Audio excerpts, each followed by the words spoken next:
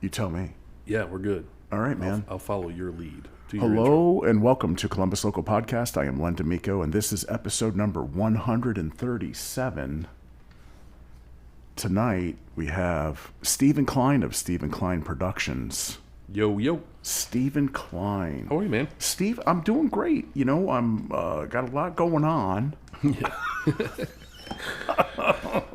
Insert asterisk here. Oh, yeah. We don't have to get into that, but, 2025 was a stellar year. How was 2025 for Steven Kline and Fantastic. Steven Kline Productions in particular? Absolutely fantastic.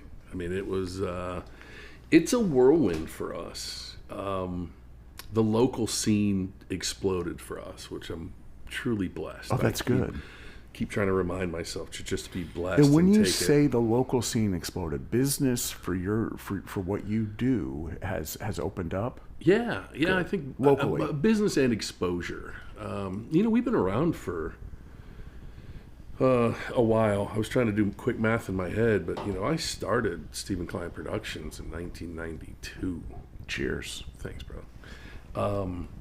And we've been around, but we've been on the road, and since about 2006, we've been producing cheerleading tours for event planners, event cheer organizers, and we're out doing 14 and 15 week tours, 15 week show tours, I guess. And then, we were so burned out that by the time summer came, we did a few corporate events and a few little whiz-bangs that we had planned, but our summers were completely relaxed. And then we started doing the production on campus for the tailgates, and it absolutely exploded.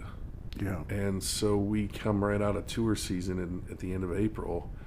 We have maybe 3 weeks, and then we're going. And with the creation of the new company, 2026 is ridiculous. When you say the new company, what are you talking about specifically? So I started a new company called Cap City Staging. Complements what SKP, Steven Kline Productions, does. And I was renting a stage from a production partner. Most people call them competitors, but I call them a production partner, and I have the utmost respect for them. But I was sitting backstage and had a little epiphany, like, why am I paying somebody else's mortgage? Why aren't I paying my own mortgage? Why don't I have this in my inventory? And decided to start a new company, called it Cap City Staging, and had some custom stages. I have one custom stage designed. We have 2 more in the works. They're mobile stages. We pull them in, hit the button, we set them up, bing, bang, boom, we're doing a show. That's so cool. It is cool. It's a lot of work. But, I was sitting backstage just kind of looking at the stage I was using. I think it's like any entertainer that's sitting in the audience for another entertainer, in the back of their mind, they go, I can do it better. Or what can I do to make this better? Right on. And I was the same way with the stage, looking at it. And I picked up the phone and called and said, this is what I want. And they thought I was crazy. And then I called them back and I said, did you think about it? Kind of. And I said, well, we need to talk because I'm going to do this. If not, I'm going to go somewhere else. And they took my business, and it changed everything. For me, anyhow. I know it changed a lot for them as well, because some of the stuff that I customized on the trailer are now a standard for them. Nice. Or an option that they didn't offer before. But it was, I had to go tell them that their burger wasn't very good. I could make it better. Give me an opportunity. And they let me. And brought it home, and I think we're at 50 shows for the summer. Sweet. Yeah. Good for you, man. And those are local shows that you're local producing. Yeah, all local. Nice. We're on the road right now. I got a truck leaving tomorrow to Nashville. I'll be in Seattle this weekend. I got another guy in St. Louis this weekend. Man. So yeah, we think globally, and it's not that difficult once you've done it as long as we have. But so yeah, we were nothing in Columbus, and then although we've been here forever. And then when it hit, we were the new guys in town that have lived on the street forever. Happy with it. Truly blessed. I try to remind myself that every day. We are truly blessed what we do. And the workload we have. And I get to work with some really cool people. I really do. I've said it before about this podcast. I fly a lot. I travel a lot. I fly about 200,000 miles a season. So I'm always... It's a lot of miles, man. It's a lot of miles. And I have that mindset of, that's my commute to work. I drive to the airport, then I get on a plane, then I get in an Uber or we rent a car, and then I get to the hotel, then I check in, drop my stuff, I go to the venue, have a walkthrough, go into a production meeting, go out for dinner, get up in the morning, load in the show, blah, blah, blah. And the cheer tours are not easy. They're not extremely difficult. They're very time consuming. Yeah, we're in time, show right? For 14 hours a day. Your cost is time. Yeah, it's time. 100%. We're in show for 14 hours. Wow. So what I need you to do is you need to get up at 5:30, take a shower. What do they say? Shit, shower, and shave. And I need you to come in here and I sit in that chair. You just have to sit there. We'll start with you doing nothing, but you can't get out of that chair. You can only get up to go pee and then come back and sit back down. That's kind of how I work here. No breaks for 14 hours. Yeah, man. Yeah. That's a lot. And then day 2, same thing, rinse and repeat, but at the loadout, then you go right into loadout. So at the show, you go into a 4-hour loadout and get it all in the truck. It's all got to go back in the box. Then back to your hotel, pack, sleep, get up, get to the airport, fly all day, get home, rinse and repeat for 15 weeks. It's tough. I'm not complaining. It's regimented. That doesn't sound like you're complaining. I think what you're doing is describing what's happening. I say it all the time. People enjoy the results of what we do. They wouldn't want to do what we do. And I think that's from every aspect. I think it's from, the drummer, the bass player, the guitar player, the lead singer, the house, if you will. They got to be ready for the band coming in if they're not, ready on a regular basis, or they move tables, or they're staffing, or they're bar, beer specials, blah, blah, blah. On the production side, I live production on a daily basis, but it's nonstop, and it's always one step ahead, because we have to have the show there and in and ready when the doors open, or when the band shows up, or so our thought process is always a few days before, and there's always, on the head and tail of the whole tour, is always staying ahead of the curve of action. Staying ahead of the action. Yeah. I don't know if we're ahead of the curve, so to speak. We try to to create the curve, going, to be honest with you. Yeah. I like to create the curve. I like to challenge myself. My biggest competitor is me. I take pictures of events, and then I look at them and go, "Ooh, we should have changed this. We should have changed this." And with my guys, we're on comm. So we're talking during the show, and some of the conversations we have are mostly related to what we could do to better our product. Cook a better burger. Heck yeah. Everybody wants a better burger. So we did the whole stage thing, and I've just been working on that I've actually been working on it for almost a year and a half now. Maybe a little bit longer. But the cool thing is Cap City Staging has been completely created with AI. Wild. That is wild. Now, what aspects of AI are you leveraging for your business? So there's like 3 different angles that come together as one conglomerate. The first was, the thought process in my mind was, I needed an assistant. I don't need anybody to buy me coffee or take my dry cleaning. That's not what I mean. My mind goes 1,000 miles an hour, and I got 14 projects going on. I want to be able to hand off something to someone and have them expand on it and then bring it into the loop, if you will. And I couldn't find anybody. I hired a couple people, I fired a couple people, I talked to a few more people, and it just wasn't working out. We are go, go, go all the time. I'm not sitting in an office. Most of my work is, we're done on the road, flying in and out of a show. That's my ride to work. So I needed something, and I came up with the idea that I would get a voice recorder. And I have it. I wear it every day, which is funny because I do use it every day.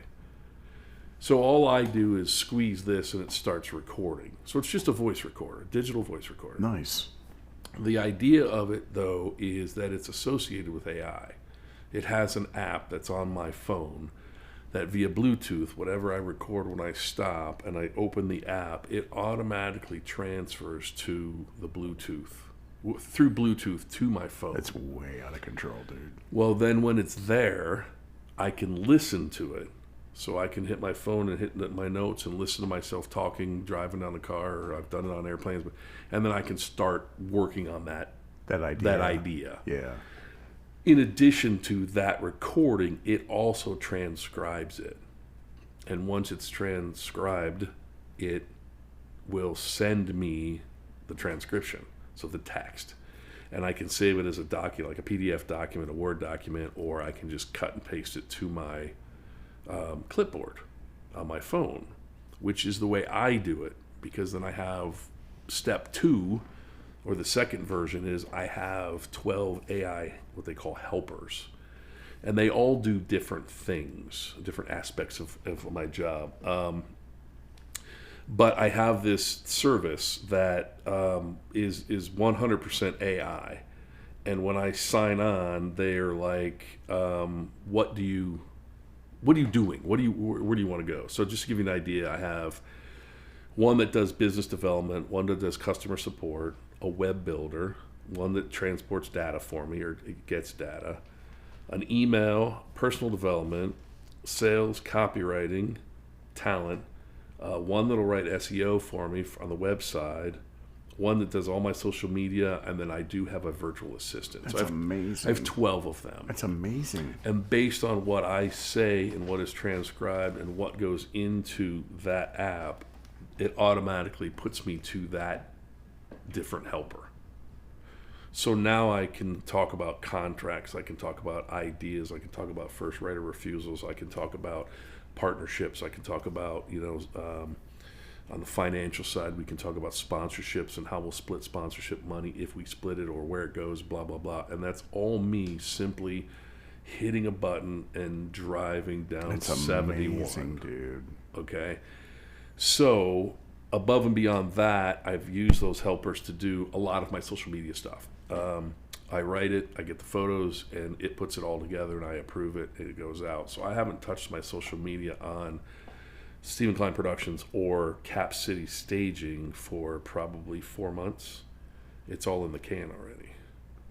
So I just upload, it's called feeding the brain. So I'm uploading images that goes into the brain, and then when I either through speaking and or typing, I tell it, hey, look at my stored images of the Diet Coke can with the glass of ice. Write put a social media post out for the SKP and Cap City Staging pages on Facebook that describes that and how refreshing it is and quenching it is to have great production. I don't know. And boom, it happens. And then boom, she writes it. Man. It writes it. I say she or he. I always give them. But it writes it, then I approve it. And if I don't like it, I said, change this, change this, change this. And I've done a lot of that because when I started Cap City Staging, I was going to keep it completely separate from SKP.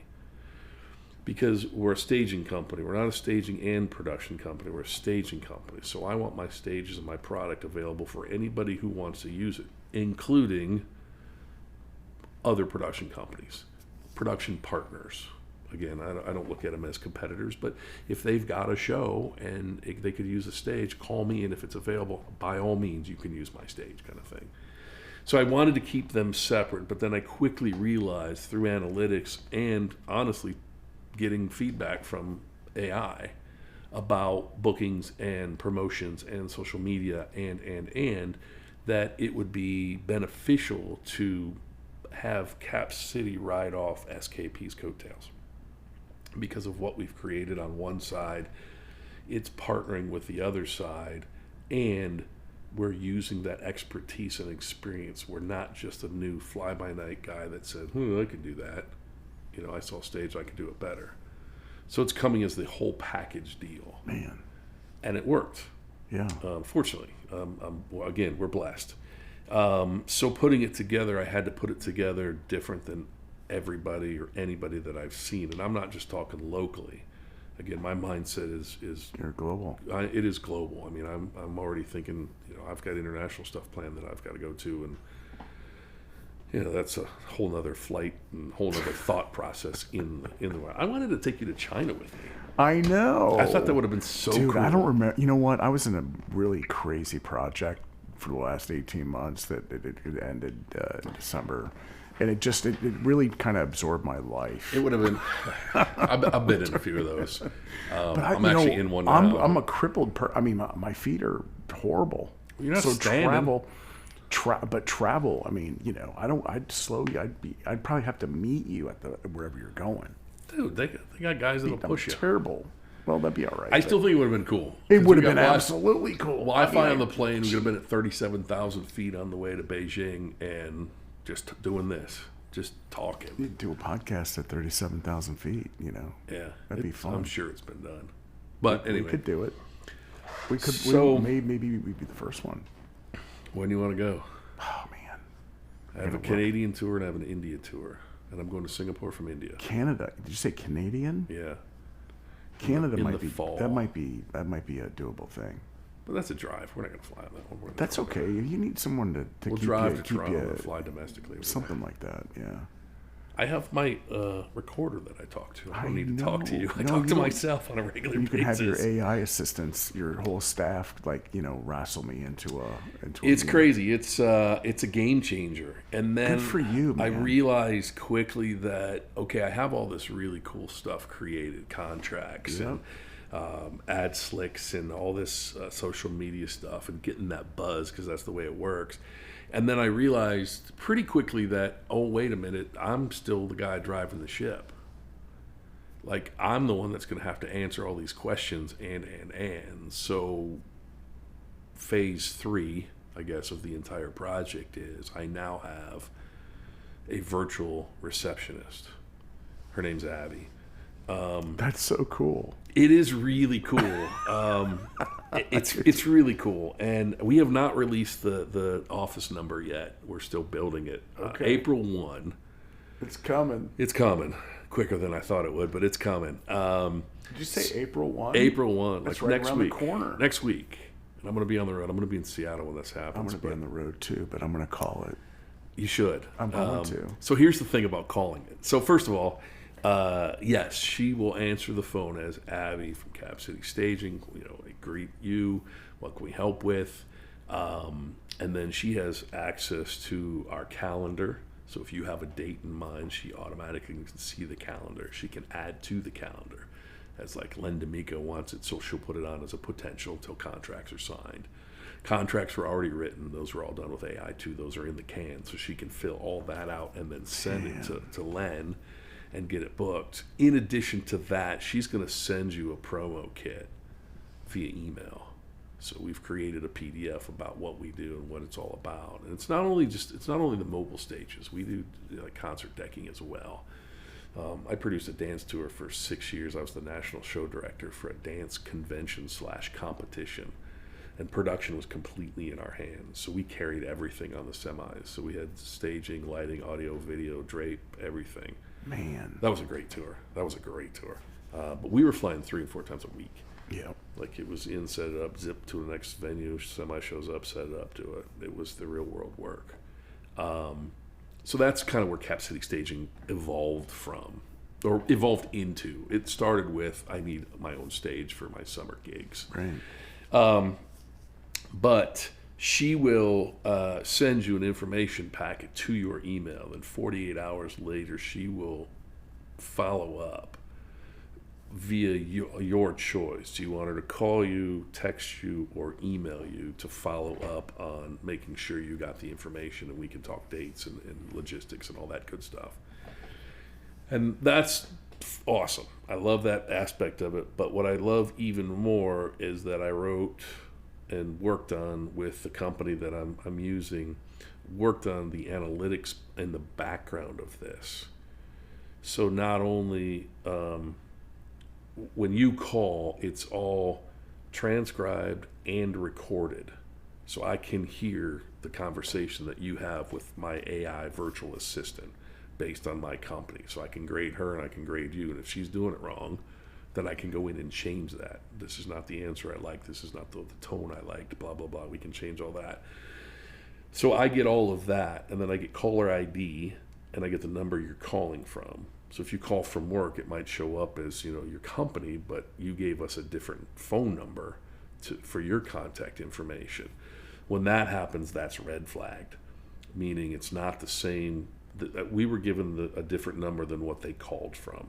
And there are a million different, parameters that we look at, but we know what number you called from and what the caller ID is, and then we also know the number you gave us, and then we have all your information, including your email and phone number. So we get all that information, and that's more of a safety net that if Len calls and then he ends up getting a bill for $20 and he thought it was $10, we have record. We go back and fall back on it. But the other thing it does, which I think is really super cool, is the analytics behind it. It has access to our calendar. So best case scenario, I can only rent my stage out, whether I rent it to SKP or I rent it to ABC Productions, another production company or another client. It doesn't matter. Best case scenario, you can only rent that thing once a day. Now, there are some things you could probably do it in the morning. It's an hour show and take it down and move it to a next show and set it up and do it, far and few between. So let's just say we can only do 365 performances. Logistically, that's what makes sense, right? Yeah. And that's a long haul too, man. Yeah. Setting it up every single day and taking it down. But that's best case scenario. So if you rent that thing for, $1,000, the most your company can make is $365,000. That seems kind of boring to me. So the only way you can make more money with that is to change your price, change your availability, or duplicate your product. Yeah. Make another cheeseburger. More stages. So the way to do that is my virtual assistant is holding analytics, and Len calls and wants a show on April 1st. I'm sorry, we're already booked. Is there another date you have in mind, or are there other options that we can discuss? Whatever the outcome of that is, I've lost business. So that analytics goes into a report that I'll take to a financial institution to go, hey, I lost 57 shows last summer because I don't have enough equipment. Thanks for playing. Crazy, right? That's pretty crazy. Yeah.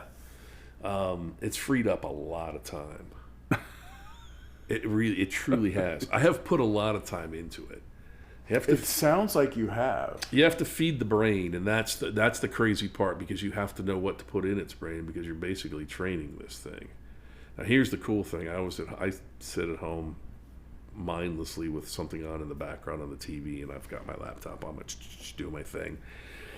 My wife Stephanie's sitting next to me and says, "What are you doing?" And I just chuckled, because what I was doing at the time was talking to my voice recorder to have that AI assistant put together FAQs for Cap City staging that I could give to the virtual receptionist. To Abby. Abby can reference. Yeah, so I told my wife that I'm having my AI assistant teach the other AI assistant how to do her job. Nice. And then all the while I'm watching, The Big Bang Theory.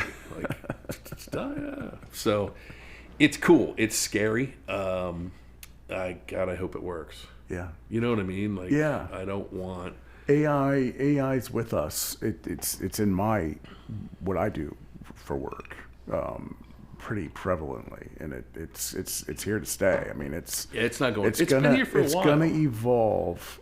It's gonna be very powerful. Alexa. Yeah. That's AI. Yeah. That whole concept. A version of AI is the phone systems. Yep. For accounting, hit 1. And I know that's a tone, but it's basically the same concept. I mean, it's the beginning stages of it. I mean, we were around interactive, human interaction. It's crazy. With machines. I like it. And data.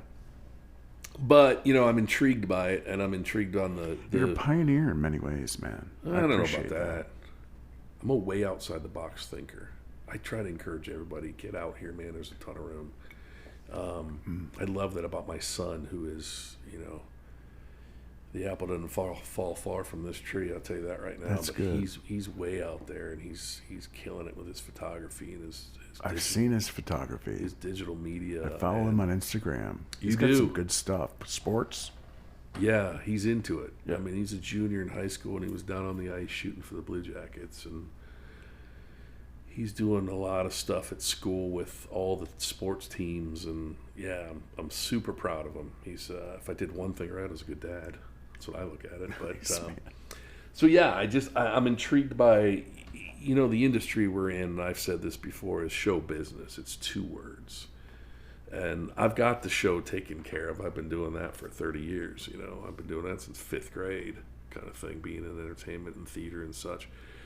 It's the business end that I'm super intrigued by, and even more so, I guess to my credit, I've never taken a business class in my life. I'm completely Thank self-taught. goodness. Yeah, I've taken so. I've taken a few. I went to school for some of that stuff, but I haven't. you've learned, and I admire that. That's awesome. Yeah, it's unique. I can tell you that, and I have had several lonely days. You know what I mean? Things weren't working. Things weren't. I used to own a magic shop when I was a magician, and I just remember sitting in there wondering when somebody was going to come in and buy a deck of cards. I hated it, but that's probably formed me into the person I am now. And I think everybody that's, especially in our industry, should understand the business side of what we do.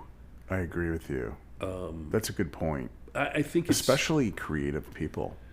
very much so. Even along the lines of having the not so creative. I've seen a ton of bands. We'll use them as an example, as opposed to like a sports team or a single artist, if you will. But like bands, they got to stretch that income over 4 guys. So everybody's making $200 a night, and if you don't put money back in the kitty for the band's not going to survive. So instead of looking at it as 4 people, you should look at it as 5, and divide the money accordingly. And then that money, that's whoever owns the band, now has a kitty to draw from when they have to create a pull-up, or they have to do some social media stuff, or they have to buy T-shirts, or they have to buy merch, or whatever. I know, and I've heard horror stories about, there's 5 guys in the band and they make $500. Each guy makes $100. I go, well, how does a band survive? Who's financing that? Like, how does this work? And there's a lot of guys, and I hate this line, have a real job. You know what I mean? They have a quote unquote real job. When I was performing full time magic, I would be in a restaurant doing close up sleight of hand stuff. Oh yeah. And inevitably, once or twice a night, probably more than that, but it stuck out in my head is very loud that somebody would look at me and go, "Do you have a real job?" Yeah, dude. And Stop. that used to drive me insane. And then I got an agent, and I would always say, "Man, don't put me in public situations like street fairs, and I want on the stage, put my act on the stage. I'm not walking around as a strolling magician here, pick a card, let me pull a coin out of your ear, and by the way, no, I don't have a fucking real job." I didn't want to deal with that. Right. And he goes, "You're looking at it the wrong way. You got to look at it as, yeah, this is all I do. Isn't that cool? You have to get up and do a 9 to 5. Me, not so much." Right. And it took me a long time to get used Turn to that around. turn that a little bit to realize, like, It always boils down to perspective, man. it's all perspective. And it was cool. So until then, then I did research and worked on the comedy and the way I really don't. What do you do for a living? I'm an engineer. Like, you drive a train? Yeah. Like, again, perspective. Yeah. And it made it a lot easier. And then I just got sick and tired of that rat race. Pick me, I'm really good. And I saw how that worked, like in the restaurant industry and with management and getting hired. And that manager's not going to be at that restaurant very long. He's going to the next one. And when he gets there, he's got to make himself look great. Now, how's he going to do that? Well, he should probably be friends with you and take you with him. But the new managers that's coming in probably doesn't like you because he's got somebody that does the same. Behind him. Yeah, exactly. So you got to go. And I hated that rat race. And I loved the struggle's control. real. Very real. I've been there. Trust me, if I wasn't finding your card or pulling a coin out of your ear, I was unemployed. And I hated that feeling. And that's why, I remember digging ditches and dropping line for SBC Ameritech for my neighbor. And I was doing blue and gold banquets when I built my first house. Wow. I mean, you do what it takes. I got a buddy of mine that's been on America's Got Talent and toured and has his own show in Vegas, and he does kids parties. He's like, man, don't tell anybody. Why not? It's not the aura that he wants. You know, I he's a gotcha. big, you know. Yeah. You do what? Birthday parties and bar mitzvahs? Right on. I got another friend of mine in Atlanta. That's all he does is school shows, and he does exceptionally well at it. He has a secretary. He doesn't do AI, but he has a secretary, and she's on point, man. When he leaves junior middle school, she's on the phone or email and saying, "Let's book next year's date." And he's got contracts signed when he walks out the door. Nice. It's crazy. So yeah, man, that's what's going on. This whole AI thing has been. It wakes me up at night because I start thinking of, oh, what about this? What about what if? Where's this? your recorder? Your recorder's right beside you. It is, but I've never used it in bed. Thank God. Stephanie will tell you the exact same thing. But I do have it on. I have it on every day. It's Sometimes on right. You're sporting it right now. It's not that. It's a little device. It's on a chain. it It's looks around like your neck. what's that? I've fallen and I can't get up. What do they call that? Life alert. Life alert. That's Yeah. what it kind of looks like. Kinda And I'm does. old now, so it's kind of fitting. So it works. Good for you. Wow, what a business practice, man. Thanks, man. It's not for everybody. It's I'm a little tainted when we start talking about different things in the entertainment biz, but it is very unique, and it's a niche biz, and it works for me, and I like it. And I owe it all to a lot of people, but a lot of experiences of being an entertainer, number one, for my entire life, and doing it full time. That was a big step, man. That was a heavy hit when you realize that, oof, man, I don't have that comfort of a corporate gig anywhere on all that. So Not always. no, it worked out. So is Cap City staging? Is it the physical staging, and it's not the extra stuff? If you want the extra, that's your other business. Is that how Yeah, you yeah, differentiate the so- two? What's the difference between your So those two Cap City brands? staging is just concert staging, mobile stage trailers, and such. Decking, if you will, Yep. will elevate your next Space. event. Yeah. And then Cap City's preferred production partner is SKP, who takes care of all the lighting, audio, video, everything. pipe and drape, all that stuff. However, even in the information packet that we send out, it says if you're looking for, production, support, by all means, we can put you in contact with Steven Kline Productions or your production company of choice. Right on. Whoever you want to use, it doesn't matter to us. Yeah. Because it doesn't. Yeah, We have the stage, we're putting the stage out there, and thanks for playing. right on. Kind of unique. There are a lot of guys out there that have stages. There are several here local, and they're using them and they're working, and that's the great thing. And I think everybody should work. There's plenty of work out there for everybody, Yeah. right? Oh yeah. I mean, I think so. I mean, it looks like it anyway, from my vantage point. I mean, I'm out there a lot, seeing acts and bands. well, you're talking to a lot of people too, so I try to. I don't know everybody, but there's quite a few folks I've come across, over the years. I listen to this on the plane. The podcast. Yeah. I download it, and I really dig. You've talked to a lot of friends of mine, and I love their stories. And I do too, man. then I feel like I've met a lot of friends through your podcast, Good. but I've never met them. Well, It's that's one of even those, better. It's one of those, we're social media friends, or Yeah. we're Hey, we're on Facebook, Facebook. friends. Yeah, nice to see you, man. Finally. I Yeah. enjoy that interaction when I see somebody for the first time to walk up and go, "Hey, Len, Steven, hey man, how are you? It's really nice to see you." That's kind of how I like it. There's been a few that I've listened to that I have actually sent them messages, like when I land. Sometimes I've done it on the plane too. Just a quick little. We're Facebook Listen friends. to that podcast episode. Dude, I listen to the podcast. Absolutely love it. That's cool, dude. Keep killing it. I mean, because I think that's a cool little buzz It is a buzz. for somebody to, just that little stroke. It's a little pat on the back. It's a little connector, I think it is. I see a lot of me in a lot of your guests. I mean, because that's how we all got into this business kind of thing. Yeah. There have been a few that I've turned off. Just wasn't my vibe. Yeah.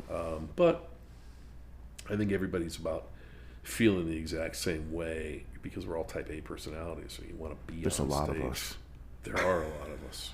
There are a lot of us, and I couldn't. I try to temper mine. I really work hard at tempering my type A. I can be tough. Sometimes it's difficult. There's not much. Sometimes it can be difficult, and that's when I go on vacation, which is what I'm doing next week. Where are you going? To an undisclosed location. Nice. Me too. For a week. Me too. It's in Seattle. Nice. Yeah, I'm excited about it. Spending time with my family. That's what I'm doing too. Yeah, it's spring break and Can't wait. Yeah, I think my family's cool. Your family is very cool. My family's really cool. I like them, which is good. I think one of the things that you've brought from your family, Steven, that you practice with your businesses and with yourself personally, one of the things that I've admired is I've been on the receiving end of handwritten cards. Yeah. I right? do. And I do. so, what's the origin of that, and why is that a part of your operation? So, I've never taken a business class in my life. I grew up and my family owned their own business. My family owned a flower shop. It was in the family for 80 years, and this was when I was in high school, junior high school. It had been, my grandfather had started it, my dad took it over, and it was extremely successful. And I always knew I was going to work there, kind of thing, job. And I was never in a hurry to get my driver's license. I didn't get my driver's license until I was 17 because I knew I had a job and I was going to be delivering flowers. And growing up, I was the jumper. So my dad had a guy that had his license and could drive, and I rode with him like at Christmas time, and I'd jump out and trump through the snow, west side of Cleveland, and knock on the door, and Mrs. Smith, hey, Mrs. Smith, Merry Christmas. It's nice to see you. Jump in the car and go to the next one. And then I started doing it by myself. I was the driver, and I would put it in park, grab the flowers, go in and do it, and move on. And I remember my mom, who was, I think my mom would have been very good on social media back in the day, that there was no social media. But, flower shops have very interesting clientele, if you will. But it's always, a flower always brightens somebody's day. So there was usually always an occasion kind of thing.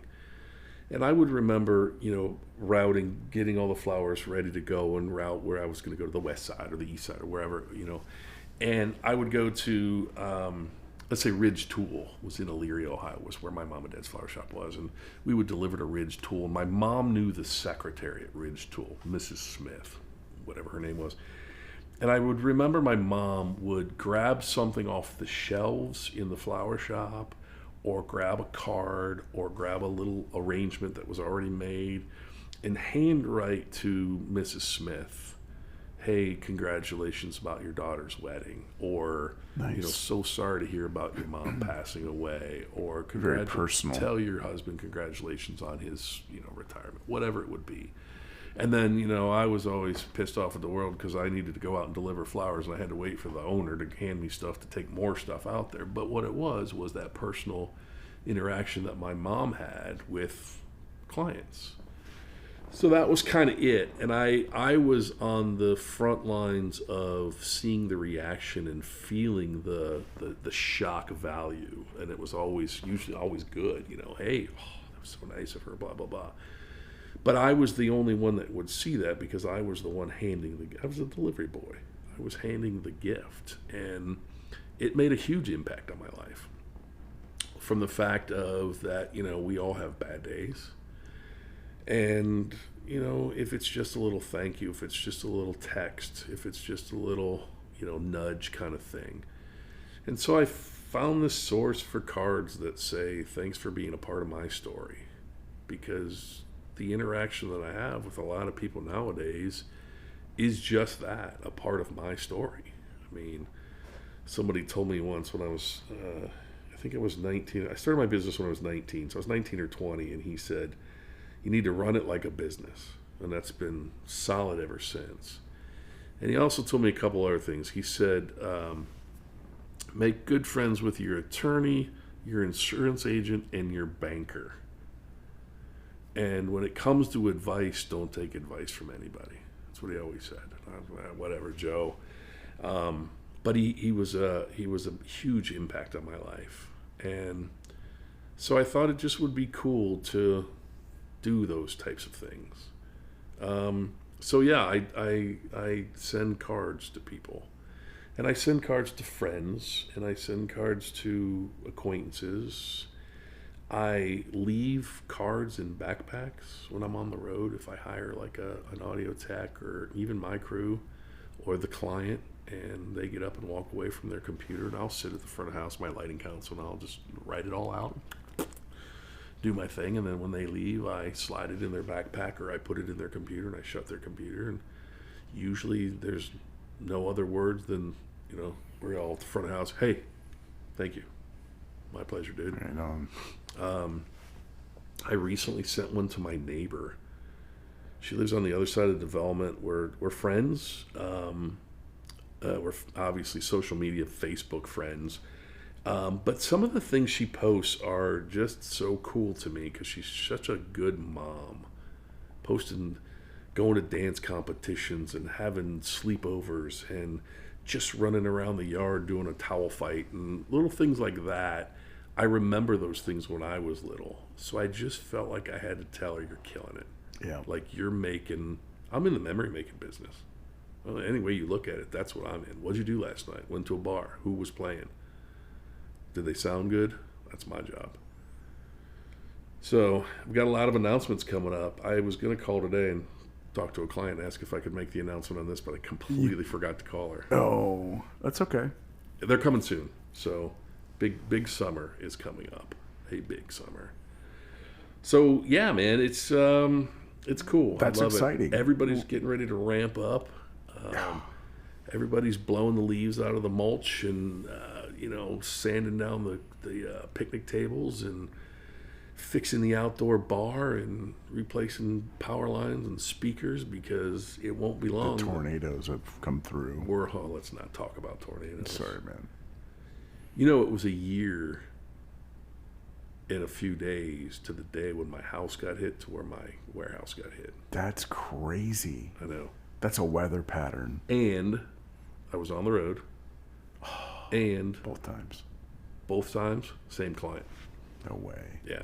And I was in Louisville this time. Last time I was in Battle Creek, Michigan. But I was in Louisville, and I looked at the owner. Hadn't seen the owner in a while. Give him a big hug. It's nice to see you. Hope things are good. He had his kids next to him. We're sitting, just talking. And they go, you're not going to believe any of this. He goes, what? I go, my warehouse got hit by a tornado last night. He goes, what? Yeah. We're still dealing with it. Oh, my gosh. You've been to my house. I have. It's beautiful. Thank you. There's trash in the trees from the tornado still there. I think Stephanie just told me last week or a week before that the piece of siding that was stuck way up 30 feet had blown away this past weekend. Finally. So it's probably in the other neighbor's yard. Crazy times in Ohio. Well, NTM. Well, they say you don't like the weather, stick around for an hour, it'll change. We got 4 seasons in a day. Yeah, we got 4 seasons between Sunday and Monday this week. Do we really? Didn't it go from 80 to like 32? I don't know. I've given up looking at the weather. I get you. It's always the same for me, and it sucks, especially in the summer. So whether in rain or shine, we got to be out there doing our thing. Steven, dare I ask? I mean, that's a lot that you've accomplished in 2025. You've launched a new venture. Yeah. You've got business really coming at you strong. Yeah. You got AI trailblazing going on. I hope so. I have another project. What else you got going on? I have another project. So this started from just being on tour. RFID. Yes. Just managing our gear and managing logistics and cutting down on what we call warehouse time. But, my business has created that there's a place for everything and everything's got a place. So if you come to our warehouse, it's organized. We're not stepping across shit to get to shit. Everything's in its place. You know where it is because you know where it belongs. 1,000%. Yep.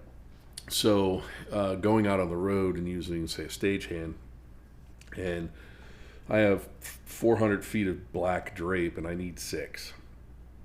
Okay, so I call another production source and I rent 200 feet. Easy cheesy. Joe Stagehand that comes into the show to help loaded and set up doesn't know the difference between mine and the rented stuff because it's the exact same material. It comes from the exact same supplier, except mine's mine and theirs is theirs, and we need to keep it separate. Yes. So this whole idea starts off that way, right? This whole idea started with drape, so that's my example. But so we have our drape in road cases, and we have 7 panels per case, and we have 7 cases. So there's 49. That's 490 linear feet of fabric is how that pans out. So, and there's always 7 per case. So if we RFID each piece and then RFID the case, instantaneously the system should be able to tell me that there are 7 panels in that case. It doesn't have to be 1 through 7. It has to be 7 of 49, if that makes any sense. Yeah. And the system reads the case number first, which tells it what's in the case, and so on and so forth. So the checks and balances are that you scan that case, ideally with your phone, and we're completely going in that direction now to not have to have another piece of equipment. Yeah, no gun. In your anything. phones and people's pockets on a regular basis. So you open that app and you turn your Bluetooth on and you scan that case and you get a big green check mark. Everything's in there. Everything's in there. The cases are A through whatever, and then the numbers are 1 through 49, and case A should have 7 of 49 in it, B, C down the line. And let's say you get to the last one and you scan it, and there's only 6 panels in there. There are 7 panels in there, but there are only 6 that are mine that have the RFID tag in it. You get a big red X. And then to figure out accountability with your staff, there's a code that they have to type in to override the system to say, oh yeah, it got ripped, it got torn, it's in the workbox, it's in another case, or we just don't have it. We've lost that asset. Right. At which time we can go back to ABC Productions, who we rented that drape from, and say, you have a panel of our drape. Well, how do you know? And then I pick up my phone and I go along their bin and it beeps and I go, it's right in here. So now I've found it, I go back, clear out that system, everything's fine. And that does a couple things. The first thing it does is obviously hold on to your asset and your inventory. The second thing it does, it keeps it organized. We only have to pack that case once, and that's the loadout. We don't have to touch that case or that product inside again. So we've cut down on warehouse time, which cuts down on, stress and on the financial side, having, employees in there. But what it also does is we have paddles going. We would have paddles. I say this like it's already built. I've been building it for like 4 years now. Good for you. The idea is to have paddles at our loading doors, and if it passes the right paddle, antenna, if you will, it's in the warehouse. If it passes the other one first, it's out of the warehouse. So it's in the truck. So we know, the system now knows that it's not even underneath this roof. It's in a truck somewhere. And then pallet racking is all built 8 and 12 foot lengths, so we know what our lengths are. So then we can make rows and then columns, and that's where that case goes. So at any given point, we could pull it up on the system and go, where is it? It should be right here. We walk down column 1, section 3, and boom, there it is. If it's not there, then we turn on our app and we walk through the warehouse to find it. Because it's Bluetooth, it'll beep and let us know where it's at, almost like a GPS tracker. Right. So that aspect, and then on the financial side, to make money on that, you own the system and you lease it to other production companies, and you show them how it works by renting their gear and putting it into the system, and then handing it back to them. So that's one thing I want to. That's kind of my back passion. I've been doing in the background to get it done. It's all right. So it'll take a while. It's something you keep pushing through, though. Like everything else, you're always striving for the next step. I think everybody is.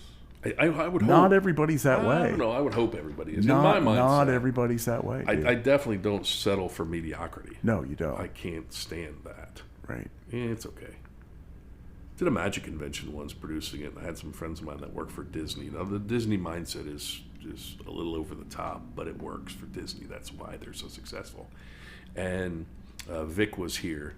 Now, Vic was in charge of shooting fireworks for Hollywood studios. So pretty detail-oriented, it had to be, right? Yeah. And he was helping me out. We're just hanging out, and he goes to this kid that was helping us.